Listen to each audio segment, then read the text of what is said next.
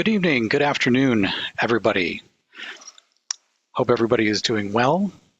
Welcome to this YALI Network virtual event, YALI Tech Talk, Bytes and Rights. My name is Bob Barish, and I'm the YALI Network video producer and project manager.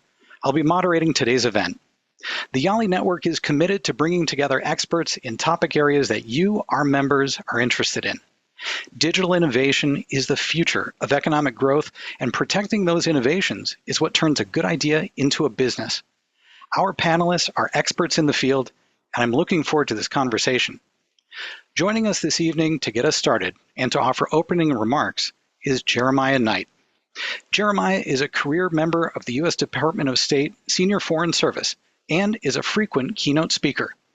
His enthusiasm for entrepreneurship and commercial development, especially among young leaders, fuels his support of YALI Network members and their initiatives. He has considerable practice analyzing and synthesizing information to brief high-ranking U.S. government officials. Jeremiah, thank you for being here. Well, thank you, Bob, so much for that kind introduction.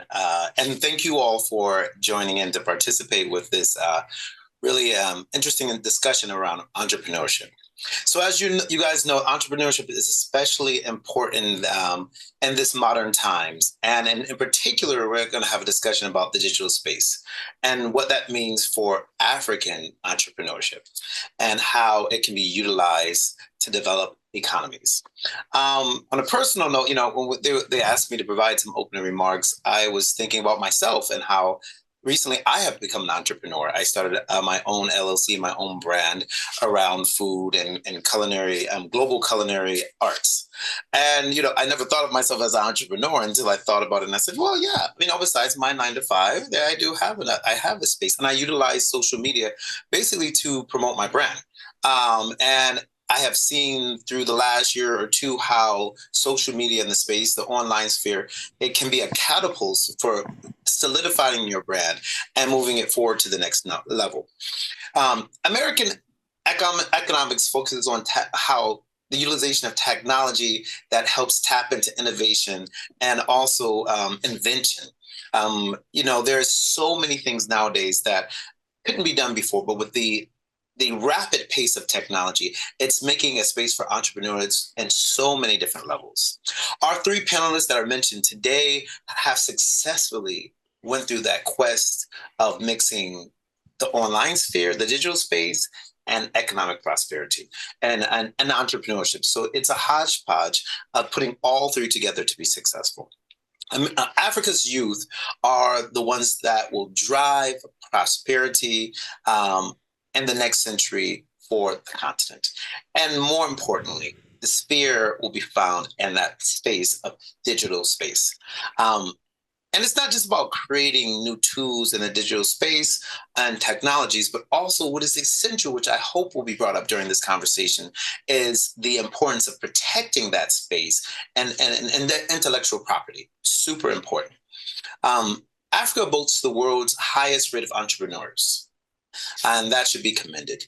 With 1 in 5 working age Africans starting a new business and more than 3/4 of youth starting or desiring to have their own business within the next 5 years.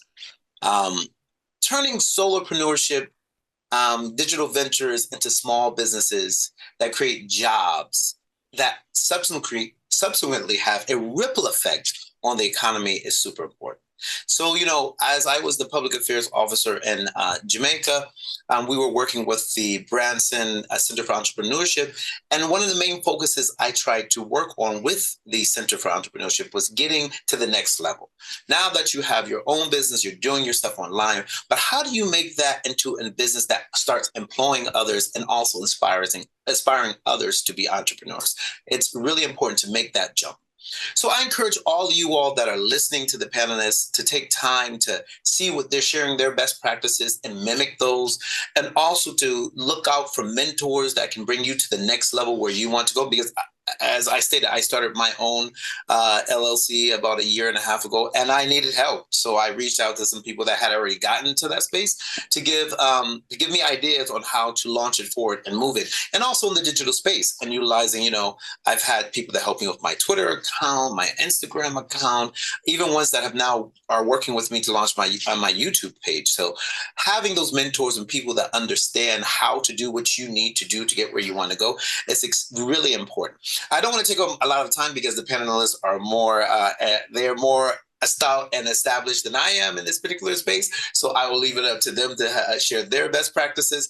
But thank you for tuning in, and I hope that you will be inspired to move forward to the next level in the digital space of entrepreneurship. Thank you, Jeremiah. Thanks very much for those insights and kicking off our event today. So we're pleased to be joined by our expert panelists. They're all YALI Network members and Mandela Washington Fellowship Fellows who are committed to business growth, innovation, and teaching others the necessary tools for success in the digital space. So today we have Julius Mbungo. He is an experienced founder in the technology and social entrepreneurship sectors. Currently, Julius is the Chief Executive Officer and founder of Toolboxy, a platform connecting informal sector handymen with households and businesses, and Spanna, an AI-powered app aimed at streamlining booking, payments, and trusted mechanic matching for automotive services. Julius is driven by a passion for crafting groundbreaking tech solutions tailored for emerging markets. We also have Cindy Malemo. She has more than 8 years of experience in the technology industry. Cindy is the founder and managing director of Softberry Solutions, focusing on providing digital solutions to the African continent. She founded WoTech Botswana, an organization that works to motivate women's interest in computing and their involvement in the computing industry. She is committed to creating an impact in the technology industry in Africa.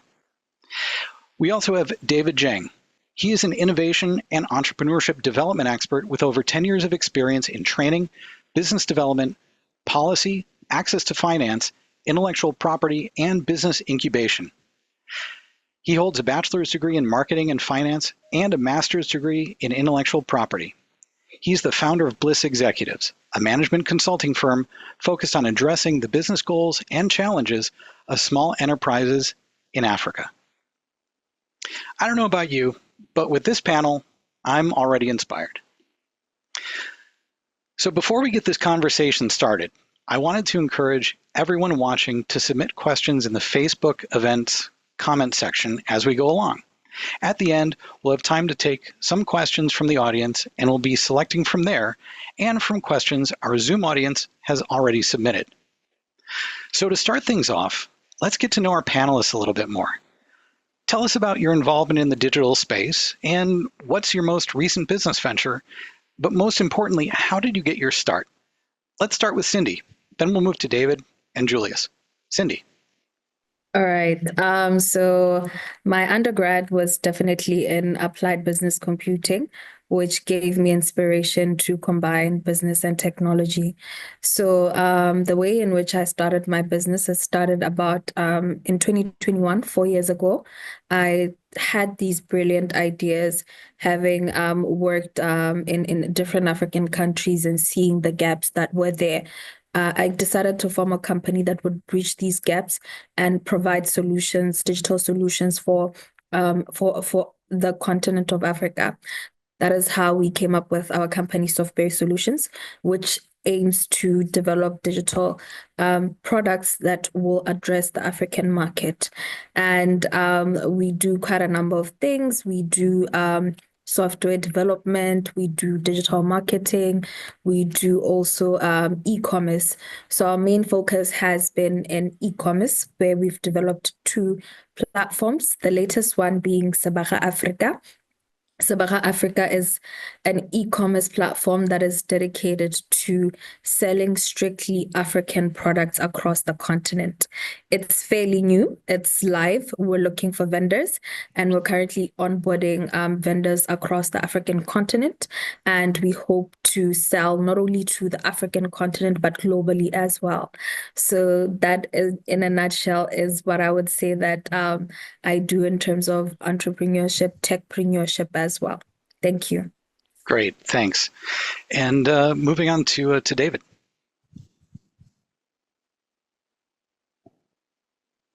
Hi everyone. Hi Bob. It's a pleasure seeing you. My name is David Jeng. As you mentioned, I lead a management consulting company that promotes and works with entrepreneurs across Africa, entrepreneurs, governments across Africa. In addition, we recently had a fintech company in Gambia called Chapman Express, where I lead. And in Chapman Express, our goal is to provide payments and point of sale services for financial services ranging from remittances, payments, and other electricity vending, and also other point of sale services that we offer to customers. So basically, this is what we're doing, and we're hoping to take it digital and reach a more wide space and network across the country. Thank you. Thanks, David. And how about yourself, Julius? Good evening, everyone. I'm pretty much excited to be here with you tonight. I'm a technology entrepreneur within the informal sector. You may wonder why informal sector. The informal sector is vital economic engine across Africa, accounting for more than 80% of employment. But yet millions of workers in this sector face significant challenges, including unstable income, limited access to skill development, exclusion from formal economic system. So what Toolbox seeks to address is the gaps within the informal sector by providing a digital platform that connects informal sector handymen with households and businesses in need of repair, maintenance, and installation services by leveraging AI-driven matching user-friendly interfaces. We ensure that both workers and clients experience convenience, trust, and quality. Yeah. Thanks, Julius. I'm going to stick with you. So this is a big initiative, especially connecting all of these different pieces. So as a developer, what approach do you take in designing a digital solution? Great question. So usually, okay, I didn't start by this. I had to learn the hard way, but usually you need to start with the user in mind, trying to pinpoint what are the struggles that users, your potential customers, are facing right now. So the normal design thinking route, you emphasize, you define the problem, the user, and then you ideate by coming up with multiple ways of addressing the challenges that the user is currently facing.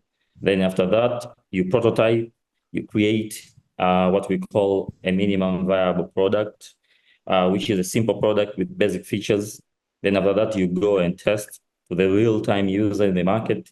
You collect the feedback and you repeat the process. By doing or building with the user in mind, you make sure that first you understand their pains and the problem, then you tailor the solution that addresses the key pain points rather than building what we call with assumption, which may lead into wasting a lot of time and resources as well. Gotcha. So this is all part of building a thing that people can use, and that connects those people to services. Let's move on to Cindy for a second, because Cindy, Softberry works within the B2B space. Is the process similar when designing something for clients? Yes, it's very much similar. You definitely have to understand the client's needs. You also have to understand your market as well. You can't just produce without knowing what they need. Otherwise, as Julius had said, you'd be wasting time. So that is the process that we mainly use. We also touch on the triple H, which is the hacker, hipster, and hustler. The hacker being us, the developers, and then we have the hustlers being the ones who will take it to the market, and then we have the hipsters who will make it look beautiful, make it look amazing, and make it look attractive to the users. So it's very vital that on your team you have people who are hackers, being us, the developers, being the ones who are in the tech field, being the ones, because we don't know how to make things look pretty. We know how to make them work. That is why we're the hackers.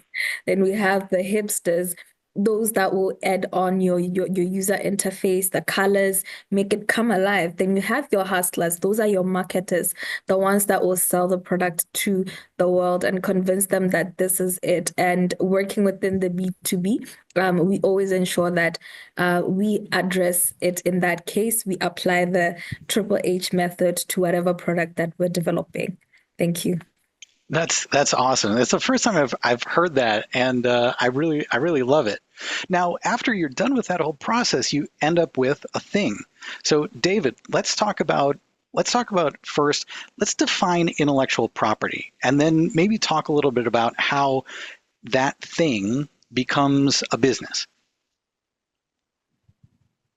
Thank you very much. After Julius and Cindy have created these great products, put a lot of time, a lot of effort. There we come in by ensuring that these creations and these ideas, these trademarks, these patents, this utility model is protected so that Julius and Cindy can enjoy it. But not only they can enjoy it, but they can get it across the world to their customers. And there it comes intellectual property, which is basically the protection of the creation of the mind. And what they have created, whether it's an app or software, is a creation of the mind. But for people to enjoy it and for other people not to use it, it requires intellectual property, which gives them a complete ownership of their creation. So there we come to ensure we do the assessment, we see what has been created, and where is it going to? Which market is it going to? There we look at the best option to protect it based on the particular product and based on the market that they want to sell.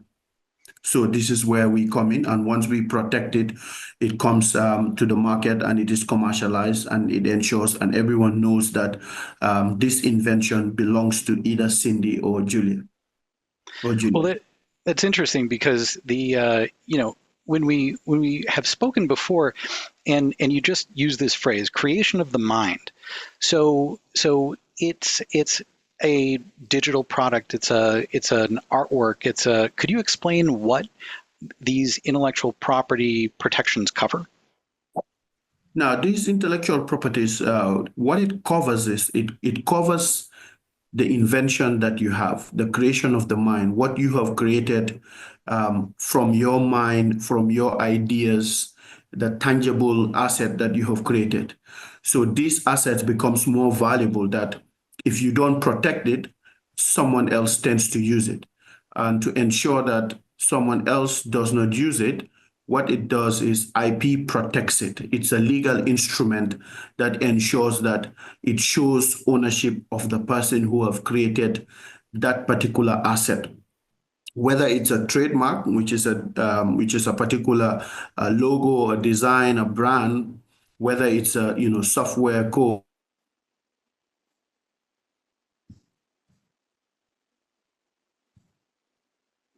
Maybe Cindy or Julius, can you talk a little bit about bringing an idea to execution? How do you execute on an idea?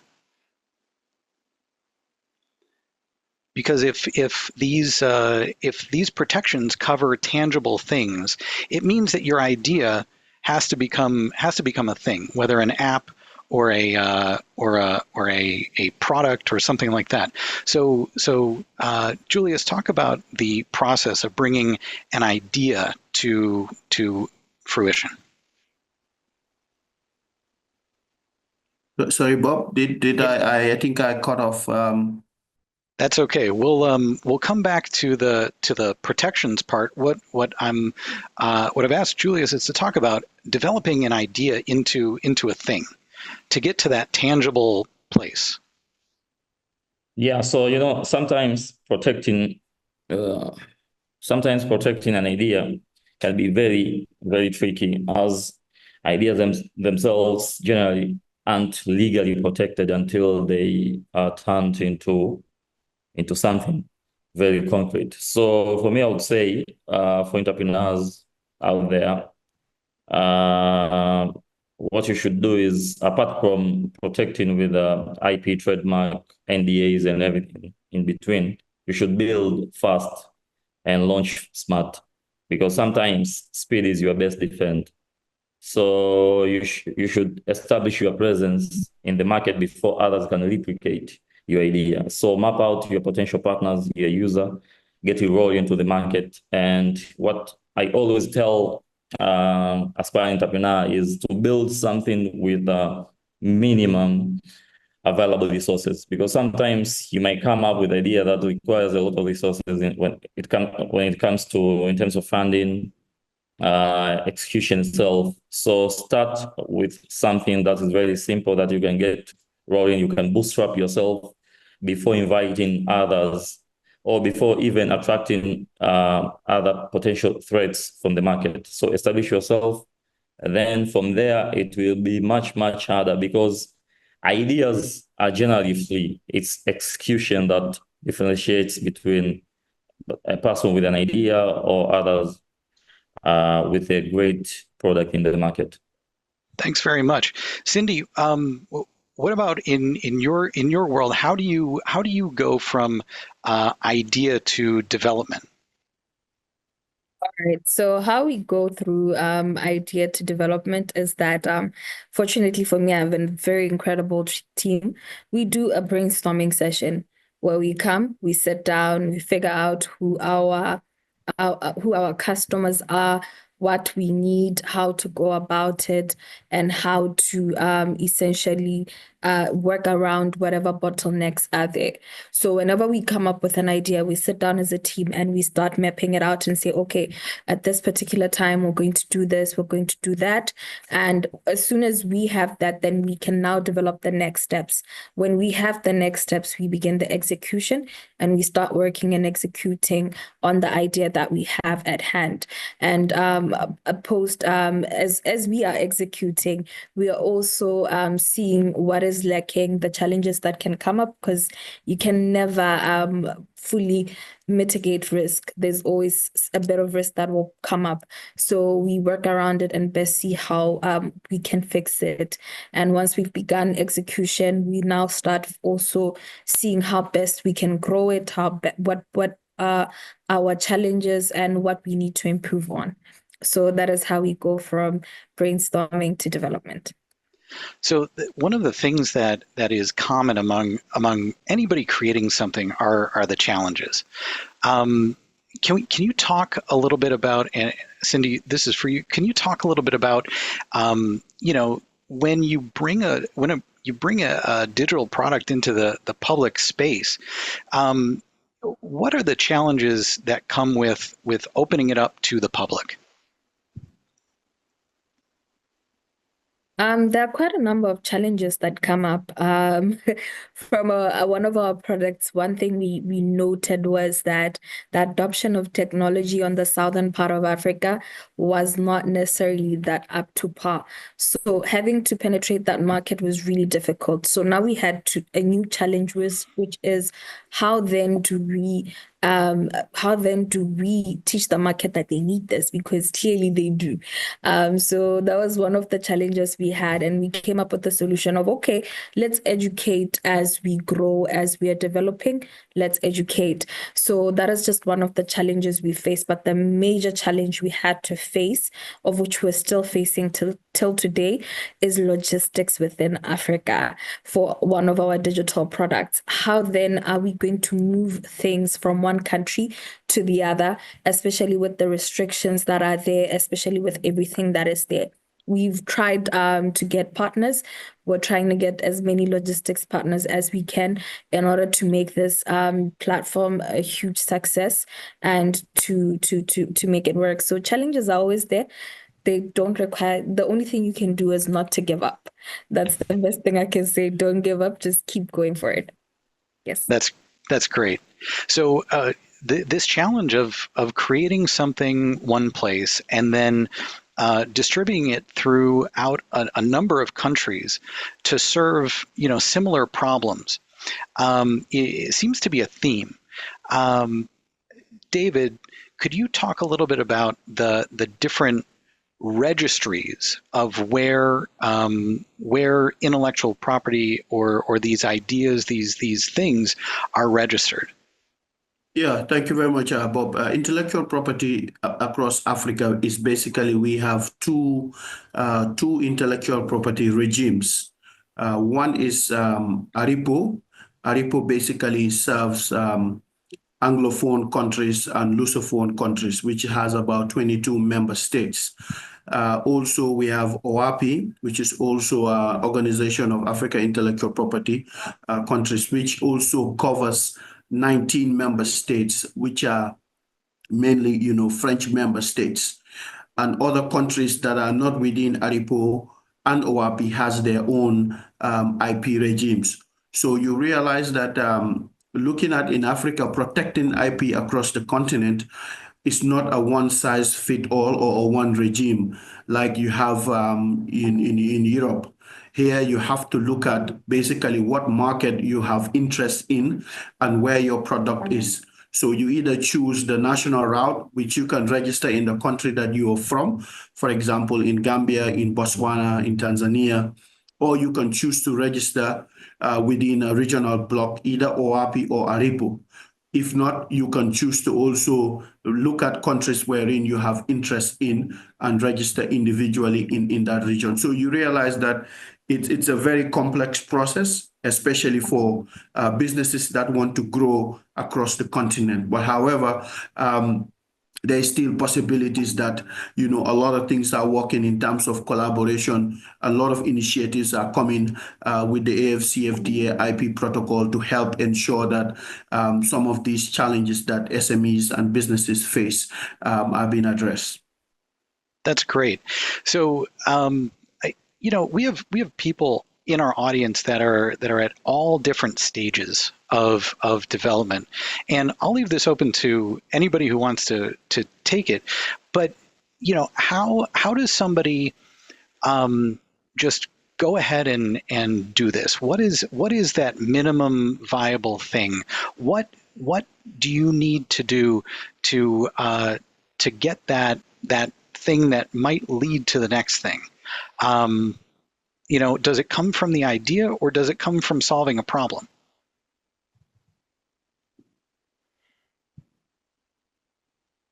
Well, I think it comes from really looking at and addressing the need the customer has, because no matter how good your idea is, it's useless if no one is willing to buy it. So one of the things that shows viability is basically how much your customers are willing to adopt it, because you realize that what everyone is doing is basically a business, and running a business, it has customers. And once the willingness to buy is there, I think that is where you unlock the magic button. I think that is the starting point for every great idea. That's great. And what about in terms of the any of this that touches on the social entrepreneurship space? Julius, can you talk to the sort of how you solve big problems that may be similar in different places with maybe a single platform? Thank you, Bob. So I always believe that you can make money while doing good in a social entrepreneurship context. So what we did actually, as David said, we really looked at what was one of the pressing issues in our society.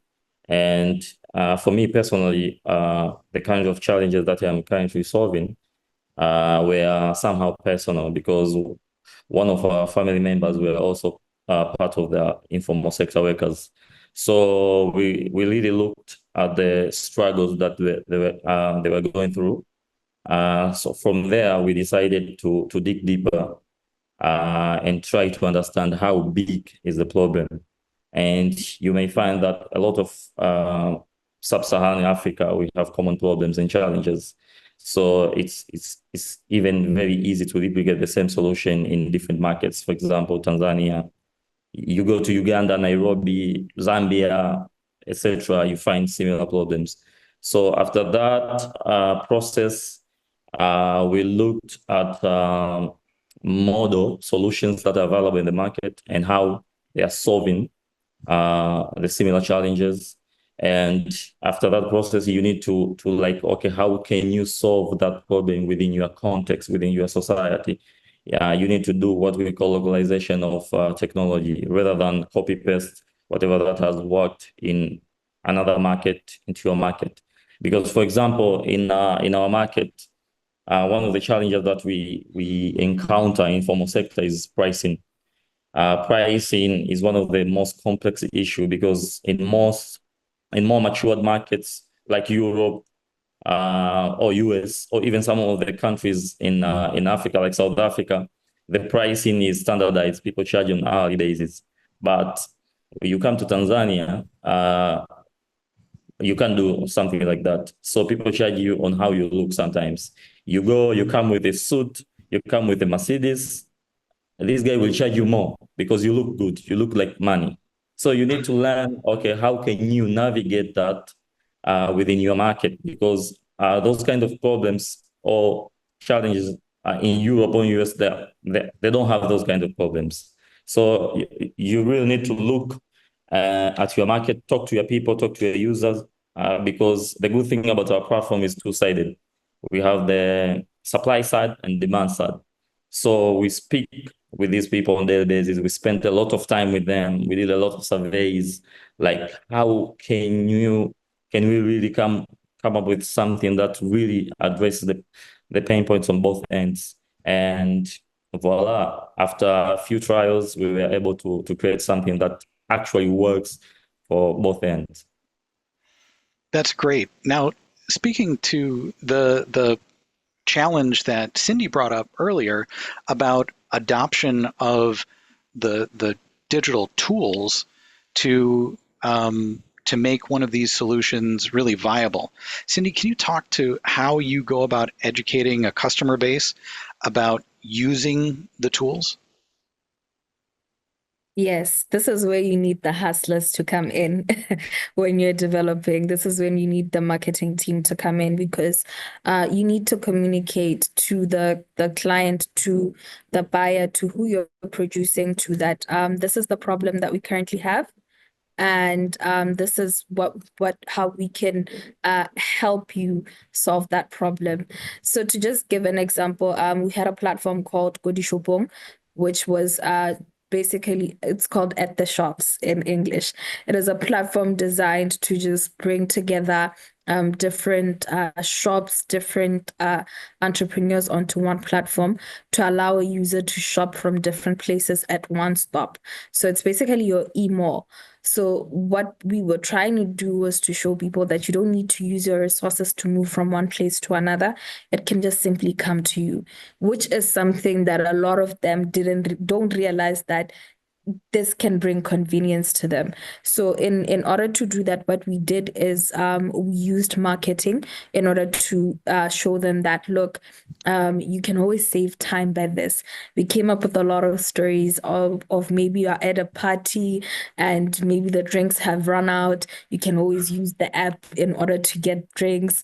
Or maybe you are somewhere and you're busy with a meeting and you need to do groceries. You don't need to now have to stress about going through the shops after work. You can just simply order them, put them in the back of your car, and move on. So it's just a matter of educating them and showing them where the problem is and how and what you're bringing, what your value is. I think it's also very important to always communicate your value in whatever that you're doing. Let the customer know how you're going to solve their problem and what it is that you're bringing to the table.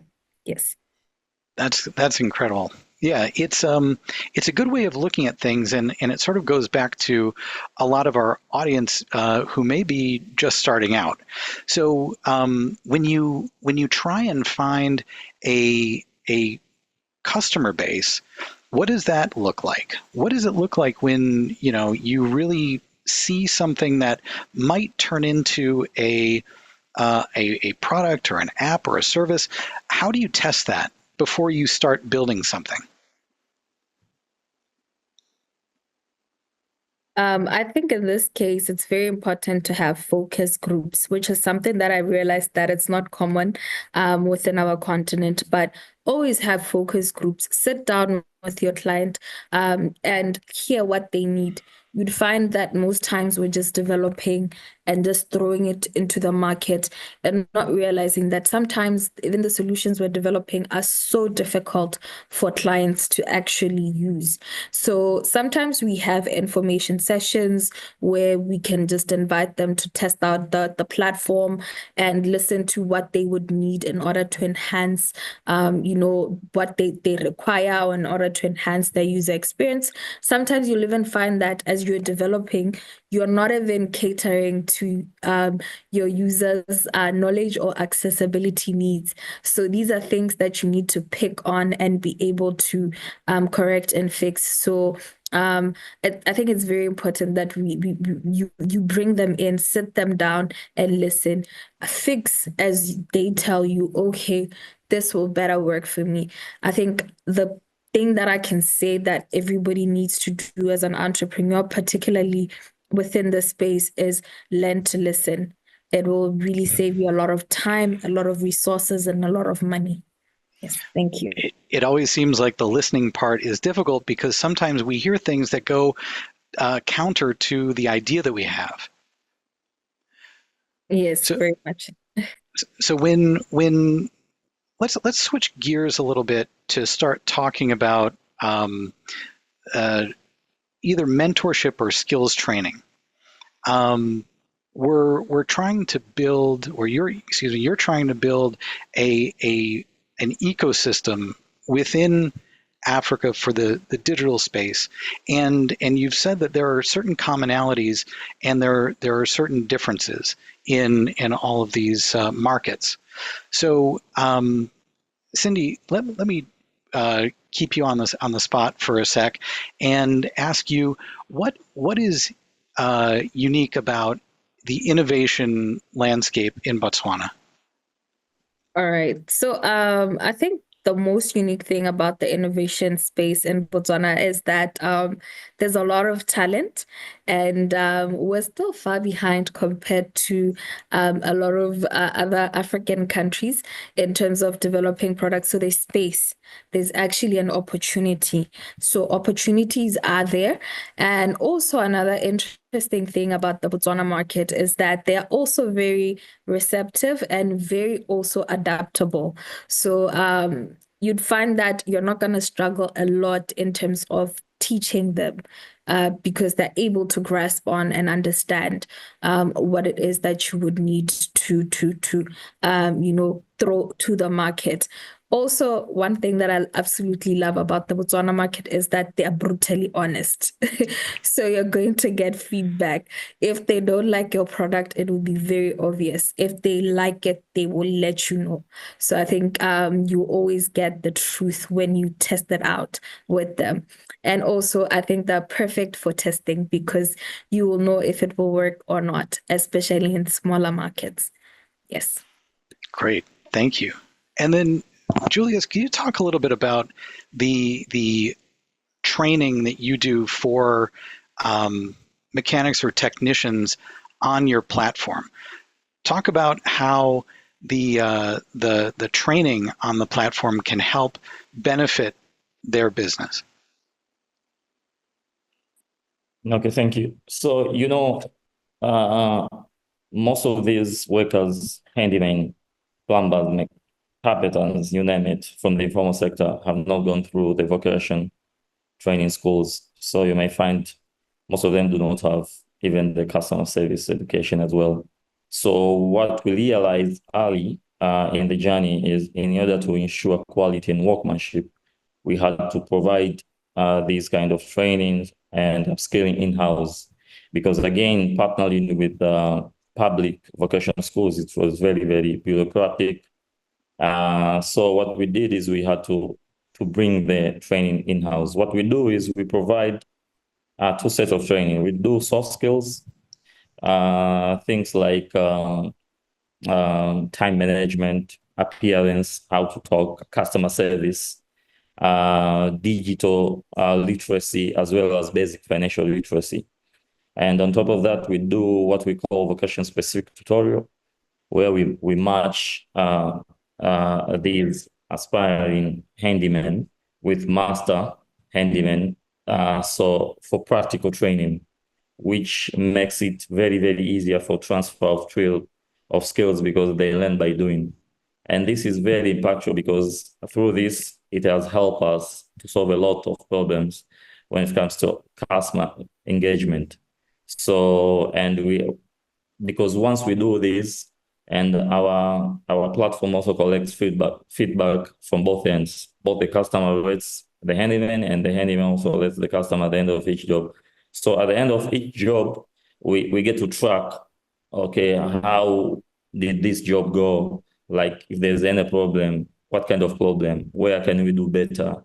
What kind of training or skills does this guy need or want? And because we constantly engage with private sectors as customers as well as partners, so we get to get access to technology, new products in the market, which is very, very difficult for a public vocational institution like to adapt, to have that fast adoption to technology and solve that skill and mismatch with what is needed in the market.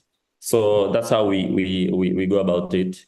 And what really we are doing is accrediting the uncredited but skilled worker using customers' ratings. And we use customers' feedback to improve our training materials and training curriculum as well. Well, what's amazing is that this goes so far beyond just, the app that a customer sees. So there's so much more behind it. How did you figure out that this was something that you needed to do in order to ensure success? Of course, I always imagine if I am to deliver something, I will deliver it the way I would want it to be delivered to me. So having that in mind, I always look at the missing gaps between the service delivery in the industry. And we also, because we spend a lot of time with these guys, we know how they're thinking, we know their mindset, we know what kind of challenges, what kind of pain points, what kind of values they have, social interaction and stuff like this. So we had to come up, okay, in order to be able to deliver this person, even though they are freelancers, just like Uber or Bolt, but we know they are our core and very most important resource. So in order to deliver that good service, we need to invest in this person. So whenever they go out and interact with the customer, it's always a 4-star service. That's how we came about that. Gotcha. So David, talk a little bit about business mentoring and developing businesses. We've taken it from developing the individual and the person. How do you raise up a business? Yeah, thank you very much, Bob. I mean, you realize that across the continent, a lot of young Africans have a lot of talent, to develop, very good ideas, very good, tech products. But you realize that what makes, a tech product successful is not just the codes, but is the business around, the codes. If you look at all these unicorns, the reason why they become unicorns, if you look out there, you might find a similar product in that space. But what makes them to become unicorn is the businesses and the business process that supports their activities. So what we do is we help people who have, ideas, people who have prototypes, people who have startup businesses to be able to grow by supporting them with the right tools, with the right capacity building, with the right coaching and mentorship. And this accompanies them throughout their journey to ensure that, you have someone who knows how it is done. You have someone who knows how to protect, your asset, who knows how to protect, your business, who knows how to protect your solution and scale it. You have someone who knows how to raise money for you, who can teach you the best business practice, who can teach you how to sell, your idea, how to build a team, how to make sure that your business is scaled from one stage to another, looking at all aspects. And I think this is what makes the businesses successful. So what we do is we work with a lot of partners to develop these programs where we have, these startups join this program and we handhold them and support them through these industries so that they can always have a shoulder to lean on whenever they know. And we have done it quite a number of years. We know the processes, we know how it is done, but we have seen that they can grow faster with our support that if they wanted to do it alone. Have you found that there are other business incubator or others of this model throughout sub-Saharan Africa? Yes, there are lots of models, and a lot of great incubation programs across Africa. Whether in Tanzania, in Botswana, in Nairobi, in Nigeria, in Ghana. So there are a lot of people doing it, and you realize that it is working for most SMEs, and this is why at a startup stage, they become very delicate. And, looking at Africa, for example, most entrepreneurs fail between 1 to 5 years. So you realize that SMEs require that support so that they ensure that they can move beyond that five years mark. Some people can move beyond that 5 years and still fail, but 80% may likely fail between 1 to 5 years time because you realize that they don't have money, or they don't have an office space, or they don't have people to give them the support to show them the way. And if they want to discover it themselves, it takes a longer time, it takes more money. So going through these incubation and accelerator programs shortens the process and helps them to scale at a very fast pace. That's very important, and equally important is the support of the individual. Cindy, maybe you can talk a little bit about how the business mentorship landscape looks to you, and what you've experienced with that. I think business mentorship is very important. It also gives an opportunity to learn from those that came before you. And not only that, it also helps you in terms of networking. You need access not only to clients, but also access to potential partners, potential investors, and just to grow your business. And also through business mentorship, you need to be corrected where you need to be corrected, and also to learn in terms of what you need to apply to make a business be better and to grow better. So I definitely would say business mentorship is very critical. You can't do it alone. You need an ecosystem where you can leverage, you can learn, and always have like-minded people as well who've walked through your path or who are going through your path, so that you can be able to discuss any challenges, any bottlenecks. And you never know, sometimes your next resource is right next to you, and that person might open doors for you that you never even knew you needed. So that's how best I can explain it. Can you talk a little bit about the success of someone that you've worked with and what they've been able to achieve? Yes, through a number of people that I've helped certain people be able to start their own businesses. I've also helped others as well in terms of their career and shared opportunities that have opened quite a number of doors for them. I am a firm believer that you can't do it alone, and everybody has a piece of the pie. So it's very important that we don't hoard opportunities or keep things to ourselves, because you never know. You might give to someone might give to you tomorrow. So it's very important. I could list a number of people that I've helped, but a good example would be through Tech Botswana, where we've empowered quite a number of young girls, also women as well, to pursue a career within the tech industry. And I know some of them are doing very well in their different careers, where some have even gone on to lead amazing platforms such as the Google Women Tech Makers, and are doing very well there. So thank you. Thanks very much, Cindy. So, Julius, can you speak a little bit about how you got started? What was that? What was the spark?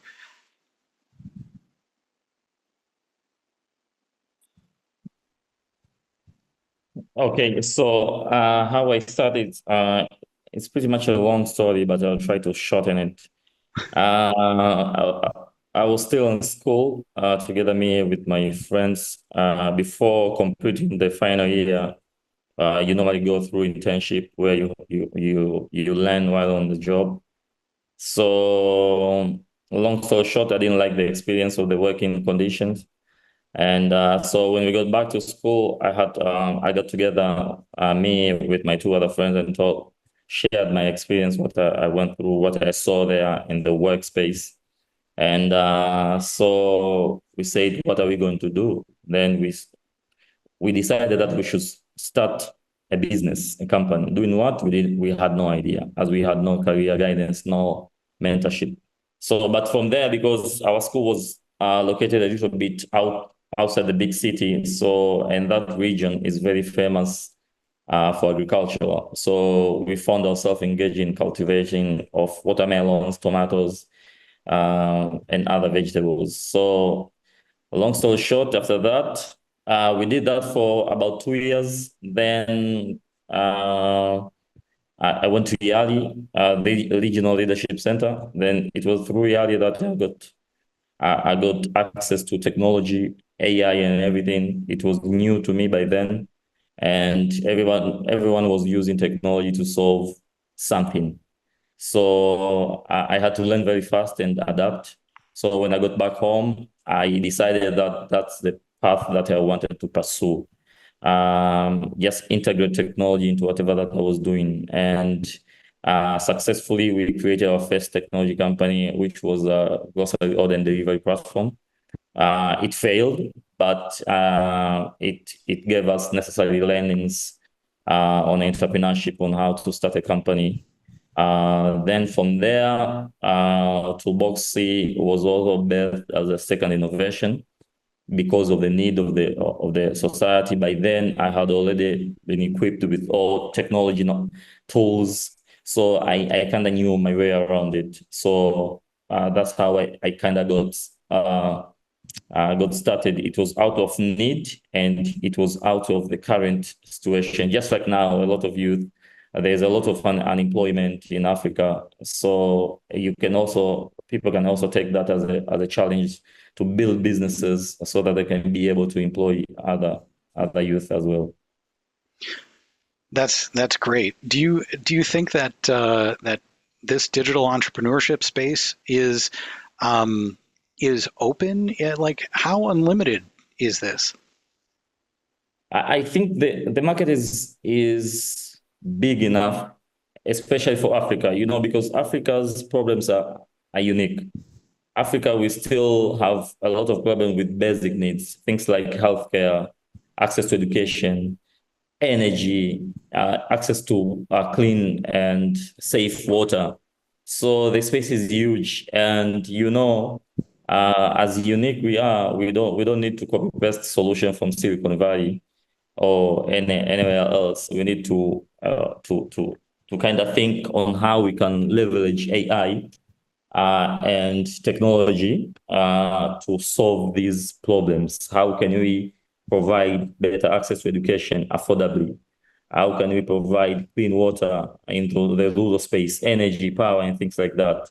Because the beauty of technology landscape and digital landscape right now is that currently we can really solve much harder problems using simpler solutions. That's a really great button to put on that. Cindy, you were nodding in agreement. Could you talk a little bit about how you feel about the solutions market and maybe how leveraging AI plays into that? Yes, just as Julius has said, the market is there. It's just that there aren't enough solutions to address the problems that are currently there. So I would just charge everyone to go for it. We need to start moving from the mentality of always being the victims, which I do not in any way invalidate. We've gone through a lot of challenges, but there's no use of always just complaining. Complaints don't do anything. They just increase the pain. So the best thing we can do is to develop solutions that will help us address and will help us fix whatever is on ground. Sometimes you don't even need money. And I know a lot of times we always say money. Sometimes it's the solution that will bring the money. So I think we need to lean more on that. And AI is something that could really enhance our process in getting the solutions ready. But I'm a fan of AI. I know that it has truly impacted and increased my productivity. When I'm working, I'm able to now get things done faster. And I know that through AI, leveraging AI tools that are there, that are available, or also creating our own AIs that speak to the African market, we will then be able to address a lot of solutions that are there. Right now, we're testing, I was testing an AI video creating app where you can create your own ads and create your own videos with someone. And I had to tell them, look, you need to be very specific, including if you're going to be speaking about Africa, include things such as race, gender, and so on and so forth, because those programs are not designed for our markets. They're designed for Western markets. And whatever you input there is going to give it to you in context of the Western market. So it's very important that we develop our own solutions that can capture us and truly capture us. So if I'm going to say I'm looking for a female African entrepreneur, I need to get one who looks maybe like she's from Ghana, she looks like she's from Zimbabwe, she looks like she's from Burundi, and not necessarily have, just, any other race being put there in lieu of the absence of an African person or an African, African pictures or African AI platforms. So we need to develop our own. We have the skills, we have the talents. We just need now the passion and the dedication in order to do so. Do you think the more that these AI models are used with an African audience, that they will then shift in that direction? Yes, definitely. They would definitely shift in that direction. And to be honest, right now is the space for us to tap in, because literally nobody's thinking about developing for us. People are thinking about developing for their own communities. So I would highly encourage anyone listening here to start working on AI solutions for Africans. Trust me, the market is big. Africa right now is sitting at billions and billions of dollars in terms of different industries. The e-commerce industry alone we're looking at a good 70 billion in the next 5 years. So imagine the AI industry. You're looking at so much money. So I would encourage us to start developing for our own markets as well. That's great. And taking that market development over to David. David, you work with the Gambia Chamber of Commerce and Industry. Your view into business is different than a lot of people's. What advice do you have for anybody developing a business or an invention? Thank you very much. It's a very good question. Anyone, developing an invention, first of all, you need to consider, the technological expertise that you have, because looking at invention, it comes with a lot of technological experience. It comes with, a lot of technological infrastructure that in most cases is not present in Africa. I had the opportunity to work at the University of Pennsylvania during my PDE, and I realized how much technology they have from nanotechnology, from research labs, which is basically in most cases not existence in Africa. So you realize that we're very, very, very behind. If you look at less than 1% of patents that are registered globally come from Africa. So the 99%, comes from, America, Europe, Asia, and other continents. So you realize that one thing that we don't have as in Africa is the right technological background. We do have researchers who are very good and very talented, but the infrastructure is not there. So one thing I would say is go to a place where the infrastructure is. Go to a innovation center, to a hub where you have the technology, because the technology is what can create these great products. And two, never stop learning. Never stop learning, because things are moving very, very fast. Industries are growing very fast. And, the last thing is look for the right partner, because some of these big technologies, one person cannot do it all.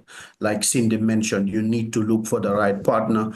You need to look for the right financial partner who speaks the language that you understand, who's, has a very forward-thinking way of doing things.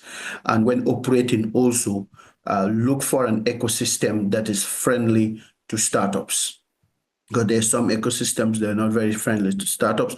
So it will be very good to look for an ecosystem where the policies, where the government is very friendly to a startup environment, so that you can establish, with low taxes, with a very conducive business environment, and grow within that sector. But as you grow, you can go to other markets that have bigger potential.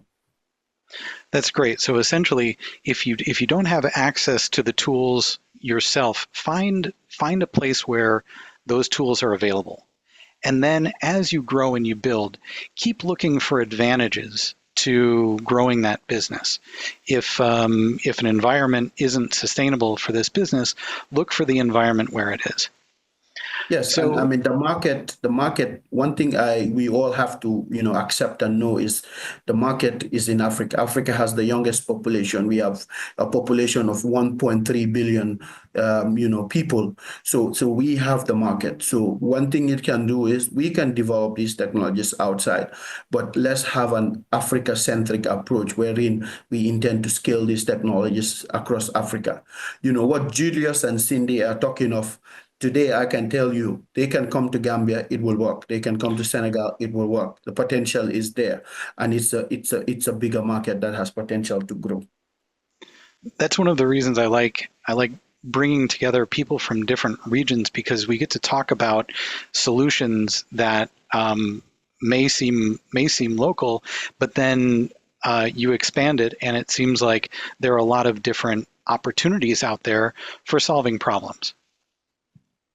So I'm going to take a couple of minutes out of the last question that maybe I had and give that time over to our audience. So I'm going to leave this open to anybody who would like to start answering a question, but I'm going to move over to our audience questions.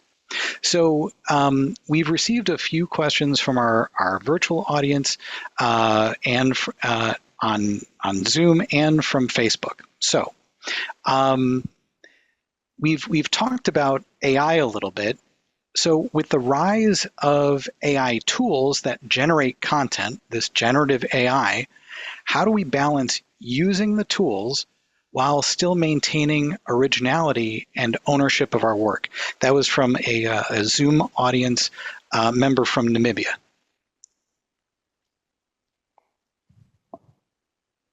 And really, anybody who would like to talk about that, how do you maintain originality of your work even when using AI tools?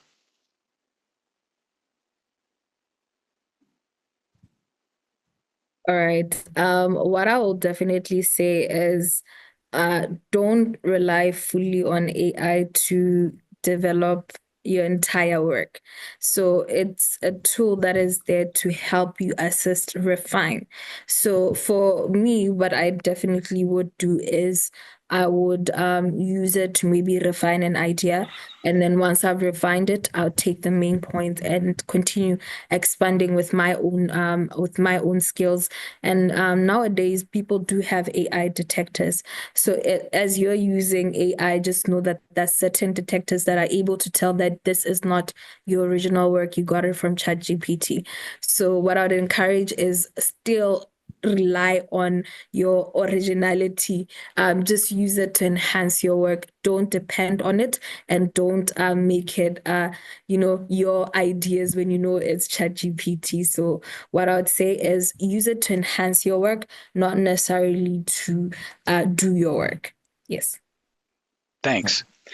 Oh, Julius, go ahead. Yeah. I think Cindy has said it all. AI should support your thinking and not replace it. So basically use it for brainstorming, summarizing, speed up tasks, but ensure that the final work reflects your unique ideas, voice, and decisions. That's great, and that's really important to remember. Now let's move to a question from Facebook. What is the most basic advice you would give to a person venturing into entrepreneurship in Africa?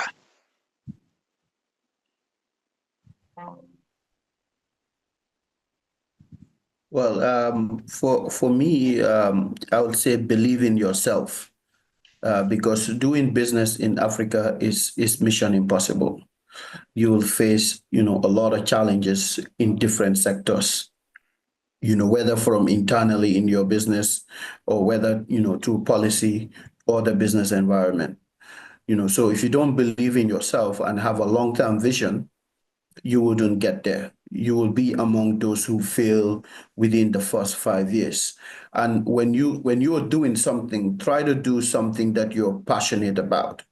I can tell you when I just finished university, I got a job in a bank, but I left the job in the bank to start supporting entrepreneurs. So go into something that you love doing because, it's something that you want to do for the rest of your life, and you do it and enjoy it. Yeah, that's important advice. Now, thinking about people out there who might have different skill sets, who might be in our audience. Now, here's a question for Cindy, and it goes back to that Triple H theory, that model. What qualities do you look for in the hustlers you hire for your business? Firstly, I look for people that are more intelligent than me. I look for people that are also more hardworking than me. I look also for people who understand what I don't know. So people who are more knowledgeable than me in that particular area. If I just give an example with our head of marketing, I sometimes I'm amazed at how she does everything, and I'm just like, wow, and how quickly she processes everything. So I definitely look for someone who's willing to get the job done, and also willing to use their skill set to that level best. I'm not an expert at everything, so I expect someone who will complement me in terms of what I know and what they know. As I'm just a hacker, I need someone who knows how to, be a hipster, how to be a hustler, and how to do every other thing that I don't know how to do. That's great. Julius, what about you? You are not the only person working on your businesses. What do you look for in either people you hire or in collaborators? Basically, I look for someone who complements me. Someone with a different skill set, someone with a different thinking background, so that when we sit together, we can actually synergize and come up with something different. So I'm not a technical founder, but through the journey, I had in one time I had to learn software development, but now I do not code anymore because I had to find partners who complement me with that skill set. So I have in-house technical team that takes care of all technical side. So yeah, pretty much someone who is different, someone who is not me, someone who is more knowledgeable than me. That's great. So that's an important thing, is to find that extension of yourself, that to have a multiplying effect on what you want to do. So one of the things that has come up in the questions a lot is that idea of plagiarism. So the question that comes in from Facebook is, how can digital creators protect their work from plagiarism, and what are some best practices for maintaining those intellectual property rights? Yeah, I mean, thank you very much. First of all, I think all digital creators should first make sure that what they create is something that is original to them. And when they create something that is original to them, whether code or anything, let them ensure that whoever has access to it, there's an NDA, and not only just signing the NDA or signing that confidential agreement, but let them understand what they're signing, what it means, but let them also try to ensure that these codes, let less people know about it. The less that the people know about it, the better it is. They have to jealously guide what they own.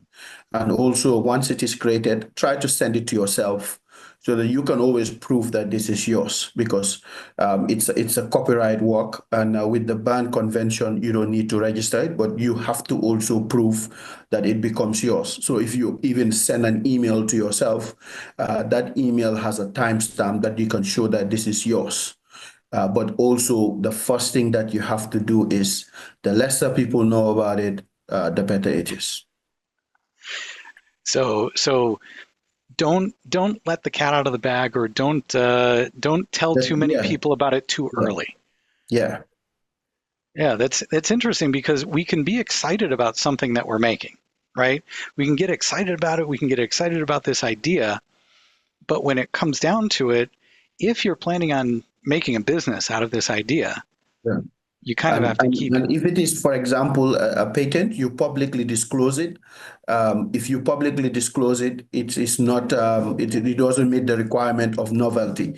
And if it doesn't meet the requirement of novelty, you cannot protect it as a patent. So most people create, great things that are solving great problems. The first thing they do, they rush to social media or they rush to a trade fair and just exhibit that. No, if you create something that is great, it's a great product, it's an expression of ideas. You can't protect ideas, but you can protect its expression. Once you do that, the next thing you have to do is to ensure that you protect it before you even exhibit and show to others. That's very interesting. I mean, it's this sort of concerted protection of it that sometimes runs counter to this spirit of sharing and collaboration. One of the questions that came in from a Zoom audience member in Tanzania is, how do you use or cultivate an online community that acts as an accelerator or an idea exchange, but then you're able to police misuse or plagiarism of that content? I think in this case, as you're doing that, you need to have people sign NDAs and NDCs. Non-compete agreements are important, and non-disclosure agreements are very important.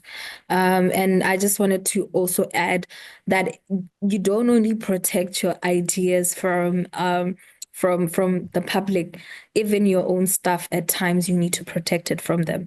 So as you're hiring, as you're getting people onto your team, it's very important that you also protect your ideas from them as well, because someone can easily join your team to listen to what you're saying and take whatever it is and go start their own product. We've seen it happen in the past with certain companies I cannot mention, but they went on to be greater than the originators of the ideas. So it's very important that you're very tactical and smart with it. And also the registering bodies as well with different countries, where you have to really ensure that as soon as you have something, try, as you're working on your compliance for your business, include protecting your idea as well. As you're going to register your business, pass by your protection authority board in your different countries. I know in my country it's called CIPA, so where you protect company intellectual properties. So just find out which one works best for which one works in your country, and do that as you are completing your compliance. Yes. That's great. I mean, that's the thing. There are many sides to this. One of them is very imaginative and creative. The other side is very technical in terms of how these creative works get protected. Speaking, this is my question. Is like, how do you balance that? If you're a very creative person and you also have the technical ability to create something, how do you tap into that business side, or that sort of policy side, and in order to get that done?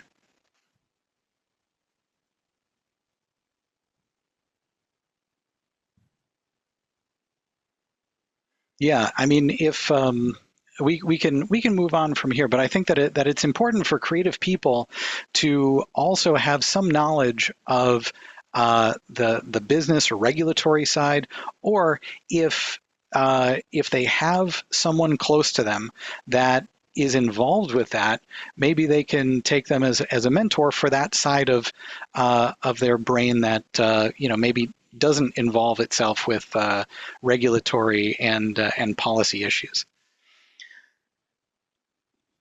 Yes, Bob. And in addition to that, I want also to advise young entrepreneurs with everything that Cindy said.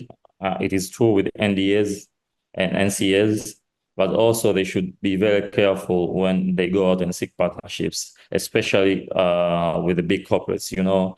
I've seen a lot of ideas being stolen by these big corporates because for them, they have resources, but they are not creative enough. So they're out looking for that next big thing. So, and most of the time, startups go to these in search of partnerships, but again, with the bureaucrats, they end up getting none. But after a few months, they found out that the same corporate has implemented the same idea. So also they should put a proper mechanism in place when they go out looking for those kinds of partnerships. Interesting. Okay, so there's a balance that you have to strike between where you go and how protected your material is, and the types of partnerships that you have to engage with. So there was one question that we got in the from the Zoom audience that I thought was really good, and I think it kind of speaks to how we all get started. So the question is this: what are the digital skills I can have as a working class mom that can fetch me some side income?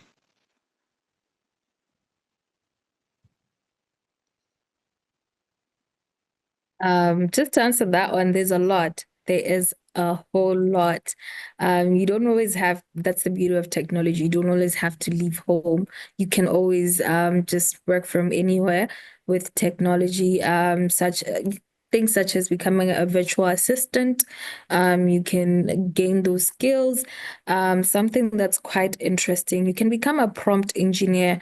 By prompt engineer, we mean someone who's developing questions to ask AIs, because nowadays we need those people who are skilled enough to ask the right questions for different generative AI platforms.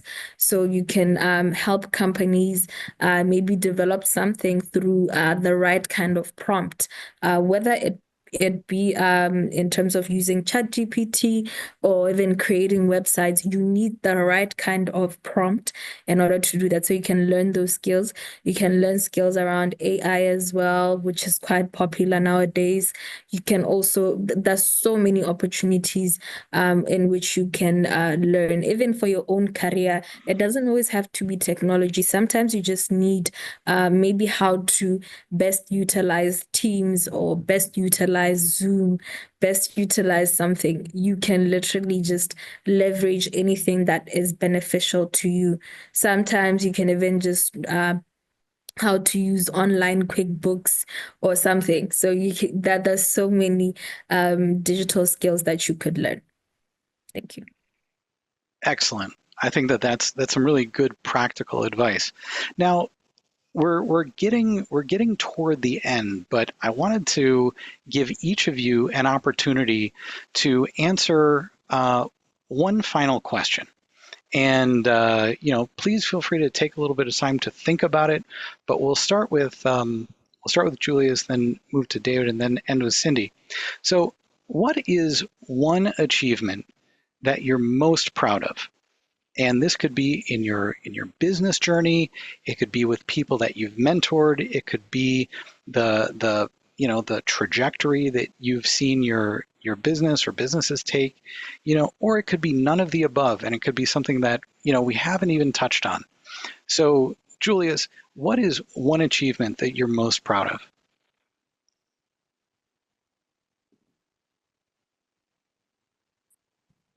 Interesting question, Bob. So for me, the informal sector, it's kind of religious to me. So being able to impact the lives of other people, like to give them necessary tools so that they can decide their future, so that they can be able to take control of their futures. Because, in Africa, not everybody gets opportunity to go to school, to go to opportunity, or to be mentored in a certain way, so that they can be able to use their skills and get income and provide livelihoods for their family. So Toolboxy being a platform that not only provides that, but kind of gives hope to the underprivileged. Like when they wake up, they know even if they don't get a job today, they know they have a hope of doing so next minute, next hour, or even tomorrow. So building something like that, I feel like it's one of my it's the greatest joy of my life, because now we have almost 2,000 workers on our one platform, and we are going also to replicate the same model within the rural areas in different context, agriculture. So I think it really touches my heart. That's great. David, how about you? What has been the biggest success or inspiration? Thank you very much, Bob. There's many, but there's one I can't forget, because last year we launched a WIPO flagship program in the Gambia, which was a pilot in the Gambia for the IP Plus. And this program specifically focused on supporting women with, IP, intellectual property, and business mentorship. And within this program, at the end of the program, all of the women created at least 1 to 2 jobs. And then also their revenues increased by over 30%. And we have registered over 50 trademarks during that program. And we registered the first utility model in the country.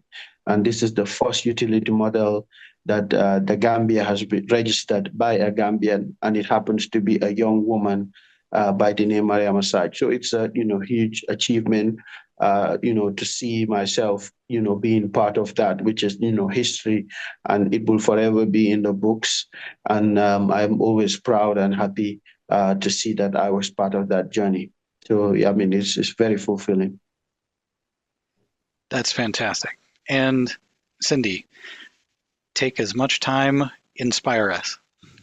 All right. I think for me, it's definitely us launching Sabaha Africa. It's an idea that I've had for about 8 years now. And it was mainly inspired by the fact that it's practically impossible to trade within Africa. If I wanted to buy something from Ghana today, I don't even know where to start. Or and also knowing that there's so many products that we have in the continent that are very popular and needed across the world.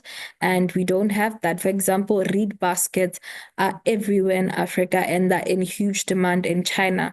So having to have a platform where anyone around the world can just come in and buy from that particular platform really means a lot. But I think the thing that really warms my heart the most is that we're finally giving African entrepreneurs an opportunity to be seen, because I feel like we don't get to even see one another within the continent. We don't even know who's there and what's happening. So creating and closing that gap for me, I believe, is a huge success. And creating that impact is a huge success. So that's what I would definitely say is what I would share as something that I think is successful. Yes. That's great. Let's take a minute and everybody unmute and just we'll go around very quickly. And what is one short, small piece of advice that you have, last word for anybody just starting out? Okay, you have nothing to lose. Trust me, you have nothing to lose. Even if you fail, there's nothing you lose. So just go for it.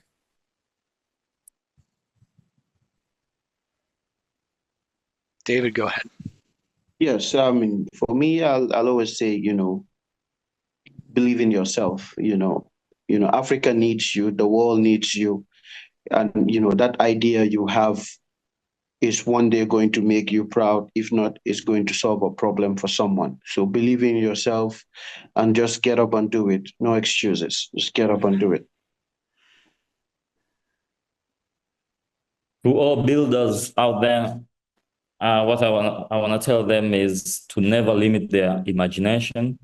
And if at all they fail, they should fail fast and fail cheaply.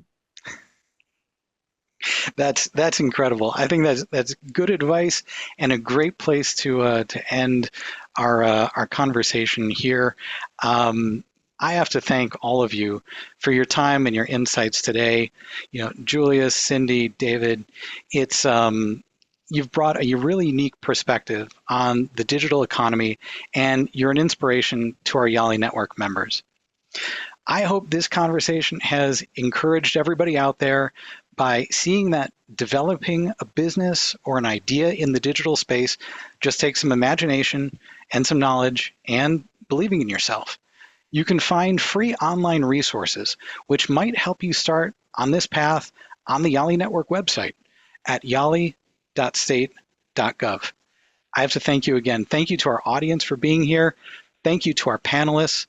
And thank you to our YALI Network office handling everything on the back end. This has been fantastic, and we'll leave you with some YALI Network resources.